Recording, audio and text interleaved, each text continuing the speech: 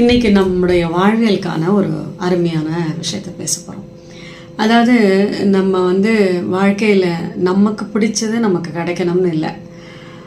உங்களுக்கு எல்லாரும் நீங்கள் ஆமோதிக்கிறீங்கன்னு தெரியும். கண்டிப்பாக நம்ம பிடிச்ச சப்ஜெக்ட் படிச்சிருப்போமா, இல்லை நமக்கு பிடிச்ச விஷயங்கள் தான் நம்ம பண்ணியிருப்போமா, நமக்கு பிடிச்ச மாதிரி இருந்திருப்போமா? கண்டிப்பாக பெண்களும் இருந்திருக்க மாட்டார்கள். அதாவது நம்மள மாதிரி ரெஸ்ட்ரிக்ஷன்ஸ் இருந்த டைமில் சொல்கிறேன், ஒரு கட்டுப்பாடுகள் இருக்கத்தான் செஞ்சது. நமக்கு பிடிச்சது நமக்கு கிடைக்கல என்று வருந்தி கொண்டிருந்தால் நம்மளால் வாழ முடியுமா? கண்டிப்பாக சொல்லுகின்றேன், எத்தனையோ பேர் இதை கேட்டுக்கொண்டிருக்கின்ற உங்கள் எல்லாருக்கும் தெரியும், நாம் விரும்பியதை கிடைக்கவில்லை என்றாலும் நன்றாக சந்தோஷமாகத்தான் வாழ்கின்றோம், வாழ முயற்சிக்கின்றோம். இது எப்படிப்பட்ட விஷயம் தெரியுமா? முட்கள் நிறைந்த பாதை நீ நடந்து போ அப்படின்னா செருப்பை போட்டு நடக்கணுமே தவிர, இல்லை இது முட்கள் நிறைந்த பாதை என்னால் நடக்கவே முடியாது, அவ்வளோதான், நான் என் உசிரே போயிடும் அப்படின்னு விலகி போவதில்லை. இதில் தான் வாழ்க்கையின் சூட்சமே இருக்குது.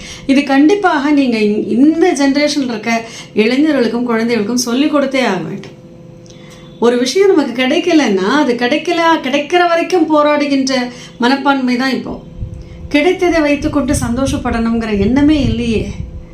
நம்மளாம் அப்படி தானே இருந்தோம். கிடைச்சது வச்சு சந்தோஷமாக இருன்னு சொன்னால் இருப்போம்.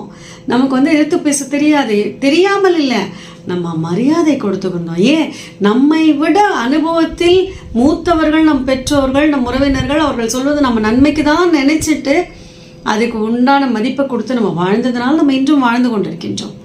ஆனால் நல்லா யோசிச்சு பாருங்களேன், இன்றைய மனப்பாங்க என்ன இருக்குன்னா, இதுதான் அந்த பெஸ்ட்டு தான், வாங்கினா இதான் வாங்குவேன், ஏன்னா 3000 ரூபா சட்டைனா சட்டை தான், இல்லாட்டி எனக்கு சட்டையே வேண்டாம் அப்படின்னு இந்த குழந்தை சொல்லும் பொழுது, ஏன்ப்பா 600 ரூபா 700 ரூபா சட்டையை கூட போட்டுக்கலாமே, அதுவும் சட்டை தானே.